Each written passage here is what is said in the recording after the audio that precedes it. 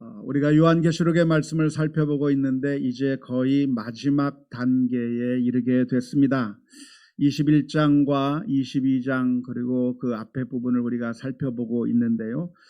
다음 주에 마지막 요한계시록 강해를 하게 되면 대단원이 마감될 것 같습니다. 오늘은 먼저 21장을 살펴보려고 하는데요. 사도 요한이 환상 가운데서 하나님께서 보여준 놀라운 장면을 목격하는 이야기가 요한계시록 21장에 기록되어 있습니다. 예전에 있었던 하늘, 예전에 있었던 땅, 바다들이 다 사라져 버리고 새 하늘과 새 땅이 하늘로부터 새 하늘과 새 땅이 보이는 그 모습을 보게 되었고, 하늘 보좌로부터 새 예루살렘이 내려오는 그 장면을 보게 되는 것이죠. 새 예루살렘은 어떻게 생겼는가? 아주 큰 새 예루살렘인데요. 마치 신부가 신랑을 위해서 단장한 것 같은 그런 모습이었다. 어쩌면 가장 아름다운 순간을 묘사하는 장면이라고 생각이 들어요. 여러분 결혼하실 때 기억이 나십니까? 저도 제 아내의 가장 아름다웠던 그 모습이 결혼할 때의 모습이었다고 생각이 드는데요. 그렇게 정말 아름답고 화려하고 황홀한 그 모습으로 새 예루살렘이 내려오는 것입니다. 이 새 예루살렘의 특징을 몇 가지 살펴본다면 그 성의 빛이 귀한 보석 같고 수정같이 맑은 모습을 가지고 있고요. 12개의 문에 12천사가 있고 12지파의 이름이 그 문에 써 있을 뿐만 아니라 12기초석에는 12사도의 이름이 쓰여져 있었다고 합니다.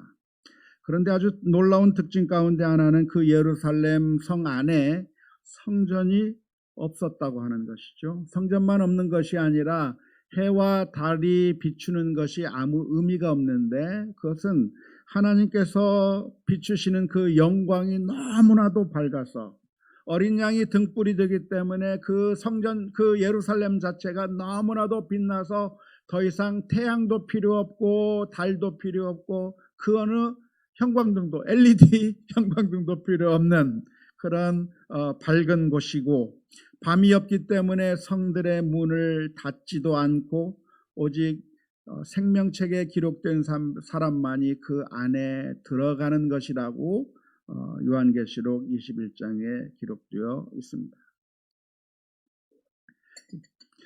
이 요한계시록 21장에서 새 예루살렘이라고 하는 그 도시, 그 성을 보여주었는데 이 성에 대한 환상은 미래에 대한 환상으로 이해하는 것이 옳을 겁니다. 지금까지 제가 수차례 말씀을 하면서 요한계시록은 미래에 대한 일이라기보다는 우리 자신을 들여다보게 만들어주는 거울과 같다고 수차례 말씀을 드렸습니다.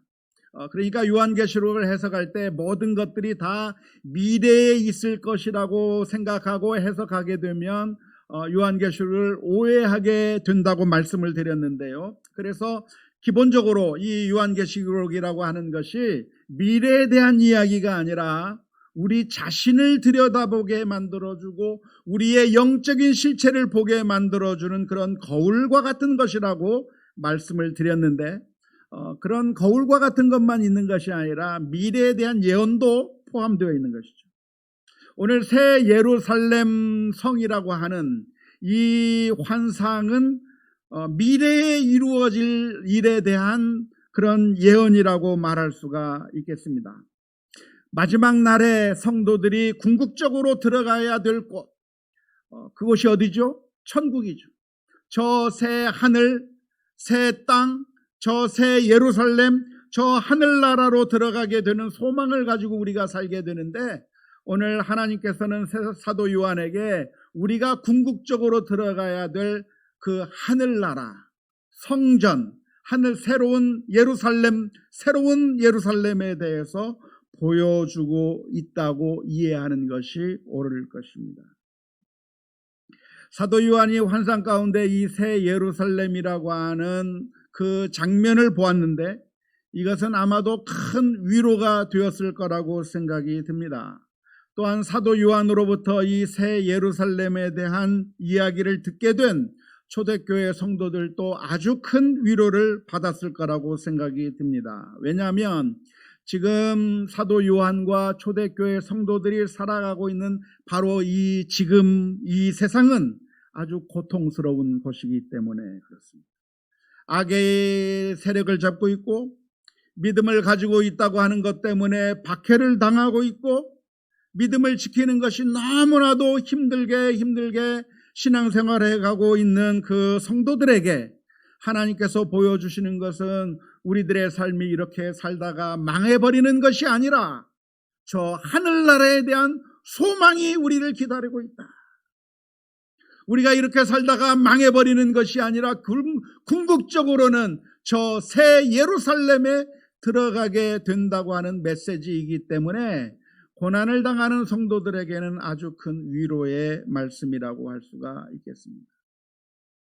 동시에 21세기를 살아가는 2020년대를 살아가고 있는 우리들에게도 아주 큰 위로의 말씀입니다.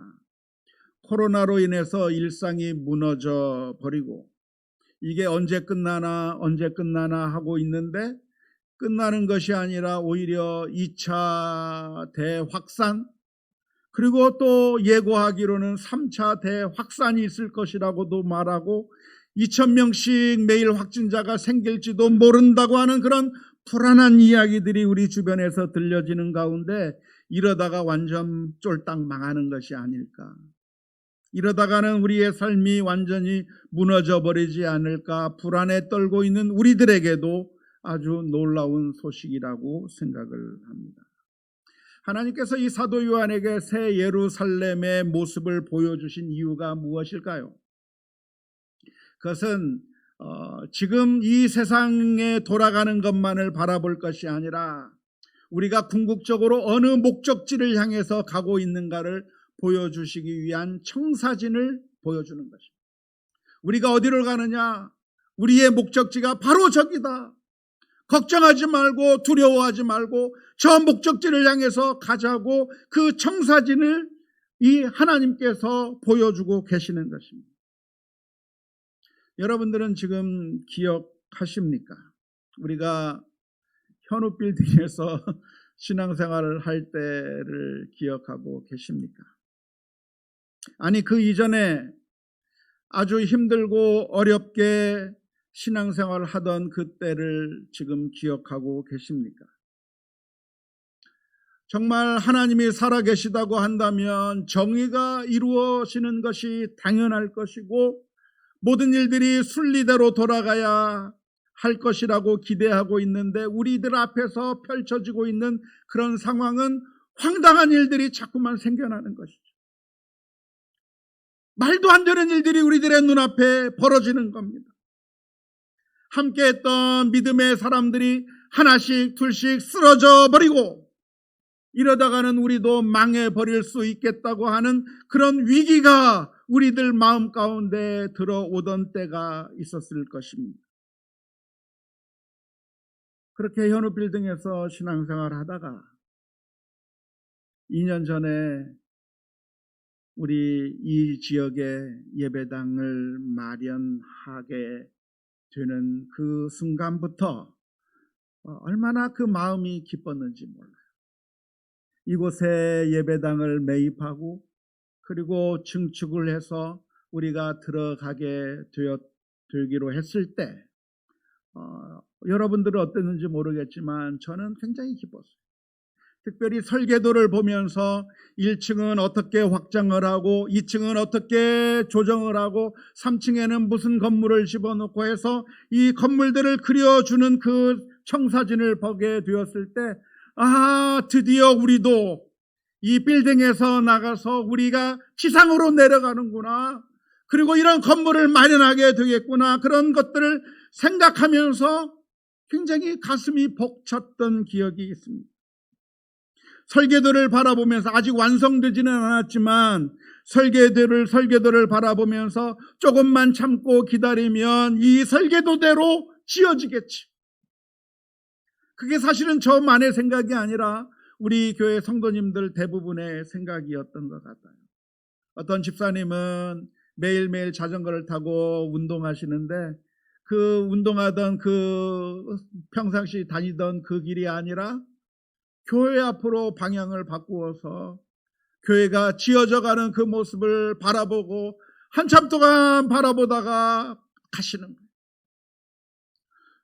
성도들 가운데 수많은 사람들이 교회가 짓는 그 모습을 보기 위해서 출근하다가 와서 한번 바라보고 가고, 퇴근하면서 와서 바라보고 가고, 우리가 꿈에도 그리던 그것들이 점점점 이루어지는 그 모습을 바라보면서 가슴 벅찼던 그런 때가 있었습니다. 놀랍게도 시간이 빨리 흘러서 입당한 지 벌써 1년 반이라고 하는 세월이 지났고, 그리고 다음 주면은 우리 교회가 처음으로 이렇게 모여서 함께 예배 드리기 시작한 2013년 9월 8일로부터 이제 7년의 세월이 흐르는 시점에 이르게 됐습니다. 하나님께서 지금 사도 요한에게 보여주시는 것, 그리고 사도 요한을 통해서 초대교회 성도들에게 들려주시기 원하는 것이 무엇이냐면 바로 그것과 같아요. 지금 고난 가운데 살아가고 있는 초대교회 성도들을 향해서 지금 이렇게 살다가 망하겠구나, 이렇게 살다가 완전히 짓밟혀버리겠구나, 우리 믿음을 가지고 있다고 하는 사실 때문에 경제활동이 불가능해지고, 믿음을 가지고 있다고 하는 사실 때문에 감옥에 끌려가고, 우리 가운데 있던 사람들이 그러다가 사형을 당해서 죽게 되고, 또 우리와 함께 신앙생활하던 사람들이 믿음을 잃어버리고 하나씩 변절해가는 그런 당황스러운 상황 가운데서 하나님께서 해주시는 것이 무엇이냐면, 저 하늘의 조감도를 보여주면서, 저 하늘의 이 청사진을 보여주면서 너희들이 들어갈 곳이 바로 이렇게 생겼다. 저 새 하늘과 새 땅, 새 예루살렘이 이렇게 생겼다 보여주시면서 소망을 갖게 만들어주시기 위해 이 환상을 보여주고 계시는 것입니다. 비록 지금 당장 우리들의 눈앞에는 로마 제국이 영원할 것처럼 버티고 있지만, 그리고 이 세상의 주권자들이 너무나도 강하고 위협적이어서 모든 것을 삼켜버릴 것 같은 화마와 같고, 온 세상을 다 쓸어버릴 것 같은 폭우가 쏟아지는 그런 장면처럼 그렇게 우리를 위협하고 있지만, 이것이 영원한 것이 아니라 궁극적으로 우리는 마지막 날에 하나님께서 마련하신 새 예루살렘 성, 그리고 주님께서 다스리는 그 성 안에 우리 모두가 하늘나라에 들어갈 거라고 하는 소망의 약속으로 보여주신 줄로 믿습니다. 하나님께서 이 새 예루살렘을 보여주시면서 이 새로운 세상은 하나님께서 직접 다스리신다고 하는 사실을 강조해서 보여줍니다. 조금 전에 말씀드렸듯이 이 새 예루살렘 성이라고 하는 곳의 특징 가운데 하나가 무엇이냐면, 그곳에 성전이 없다는 겁니다. 이것은 어떻게 보면 좀 충격적인 일이기도 한데요. 왜냐하면 유대인들이라고 하는 이 유대인들은, 이 이스라엘 사람들은 예루살렘 하면 항상 성전을 생각했기 때문에 그렇습니다. 1년에 3차례 예루살렘을 향해서 여행을 하게 되는데, 그들이 여행을 하는 이유가 무엇입니까? 예루살렘 성에 가기 위해서가 아니라 예루살렘 성 안에 들어가게 되면 그 안에 하나님을 만날 수 있는 성전이 있기 때문에 그 성전을 향해서 가는 것이거든요. 그래서 예루살렘 성 하면 그 안에 성전이 있고, 그 성전에 가기 위해서 이스라엘 사람들이 매년 여행을 하고 그 성전을 향해서 순례의 길을 가게 되는 것이 그 성전이 있기 때문에 하는 것인데, 유대인들은 소망이 있었습니다. 그 소망이 무엇이냐면 가능하면 예루살렘으로 가까이 가서 사는 것이. 오늘날 우리나라 사람들은 가능하면 강남 가서 살려고 하겠지만 유태인들의 소망이 무엇이냐면 가능하면 예루살렘 성전 가까운 곳에 가서 살기를 원했어. 그래서 돈을 벌어서 가능하면 그곳에 가서 살기를 원했고, 죽는다고 해도 묘지를 어디다 세워주기를 원했는가? 가능하면 성전 가까이에 자신의 묘지를 만들어 줄 것을 소망하면서 그렇게 살았는데, 놀라운 것은 그곳에 새 예루살렘 성에는 성전이 없었다는 겁니다. 사실 이 성전이라고 하는 것은 아이러니한 곳이었습니다. 왜냐하면 이 성전이라고 하는 것은 그 목적 자체가 하나님을 만나게 해주기 위한, 하나님과 만나는 목적이 있는 곳이 성전입니다.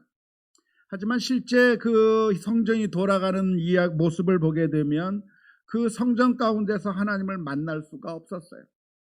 왜 하나님을 만날 수 없습니까? 왜냐하면 그곳에는 장사하는 사람들이 다 자리를 차지하고 앉아 있었기 때문에 그랬습니다.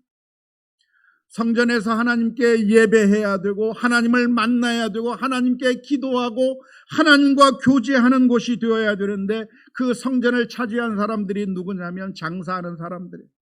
동전을 바꾸는 사람들, 소와 양을 파는 사람들이 그것을 빼곡하게 진을 치고 있어서 그 아무도 그 안에서 하나님을 만날 수가 없는 것이죠. 뿐만 아니라 이 성전에는 누가 있었냐면 대제사장, 제사장, 레위인들이 있었는데, 종교 지도자들이 타락해 버려서 영적인 착취를 일삼아서 그곳에서 썩은 내가 진동해 버렸기 때문에 사람들이 하나님을 만날 수가 없었던 것입니다. 뿐만 아니라 지도자들만 썩었던 것이 아니라 그곳을 찾는 사람들도 하나님을 만나러 오는 것이 아니라 하나님을 만나러 가는 것이 아니에요. 겉으로는 신앙적인 표현을 하고 겉으로는 절기를 지키러 가는 것 같고 겉으로는 내가 하나님께 예배하는 것 가는 것 같지만, 그러나 정작 사람들이 생각하고 있는 것이 무엇이냐면 면죄부가 필요했던 것뿐이고, 자신의 탐욕을 증대시키기 위해서, 자신의 탐욕을 채우기 위해서 그저 하나님을 이용해 먹는 데 급급했기 때문에 종교적인 그 모든 행위들이 일어나고 있었지만 하나님을 결코 만날 수가 없었던 것이 당시의 성전이라고 할 수가 있겠습니다. 그런데 하나님께서 보여주신 새 예루살렘에는 그런 성전, 기능을 하지 못하는 그런 성전은 사라져버리고 오히려 하나님께서 그 가운데 계신다고 하는 것이죠. 요한계시록 21장 3절 4절 말씀은 이렇게 기록하고 있습니다. 내가 들으니 보좌에서 큰 음성이 나서 이르되, 보라, 하나님의 장막이 사람들과 함께 있음에 하나님이 그들과 함께 계시리니 그들은 하나님의 백성이 되고 하나님은 친히 그들과 함께 계셔서 모든 눈물을 그 눈에서 닦아 주시니 다시는 사망이 없고 애통하는 것이나 곡하는 것이나 아픈 것이 다시 있지 아니하리니 처음 것들이 다 지나갔음이라라. 저 하늘나라에서는 하나님이 실제로 계셔서, 그래서 우리들의 아픔과 우리들의 고통과 우리들의 상처를 싸매시고 치유해 주신다는 것이죠. 이것이 우리가 하나님을 만나는 가장 큰 특권이라고 할 수가 있겠습니다. 사실 이 세상의 모든 것들은 하나님처럼 우리들에게 좋은 것들을 약속합니다. 하지만 좋은 것을 약속하면서 그러나 결과적으로 우리들에게 주는 것은 아무것도 없고 오히려 우리들의 것을 빼앗아가 버리는 것이죠. 대표적인 예가 로또나 카지노 같은 것을 들 수가 있습니다. 로또나 카지노가 약속하는 것이 무엇입니까? 당신도 일확천금을 얻을 수가 있다고 하는 것이죠. 누가 알아? 너도 그 행운의 주인공이 될 수가 있어. 인생 역전할 수가 있어. 우리의 이 힘들고 어려운 세상 가운데서 유일한 소망이 복권에 당첨되고 카지노에서 잭팟 맞는 것이, 그것이 유일한 소망이 되어버린 사람들도 있는 것인데, 그런데 안타까운 결과는 무엇입니까?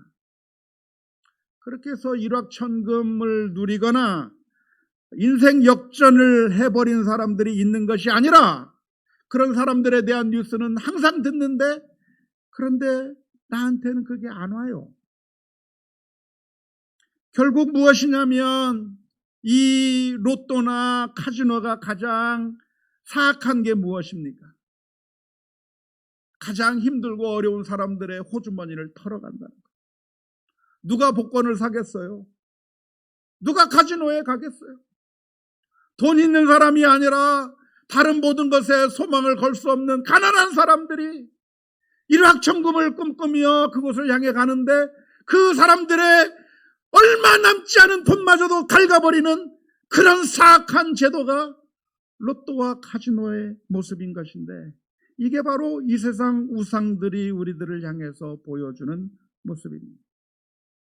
사이비 종교와 거짓 선지자, 교회에서 교회의 이름을 가지고 있고 목사라고 하는 이름을 가지고 있지만, 그러나 결국은 착취하고 모든 것을 다 앗아가버리는 가짜들이 판치고 있는 세상이 우리들의 세상이라고 할 수가 있습니다.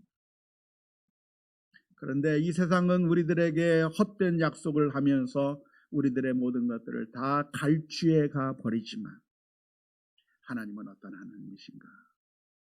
우리들의 아픔을 아시고 위로하시고, 남들이 전혀 알아주지 못하는 그 고통과 슬픔을 주님께서 하시며 우리들의 눈에서 눈물을 닦아주시는 분이 하나님이시라고 하는 사실을 믿을 수 있기를 주님의 이름으로 축원합니다.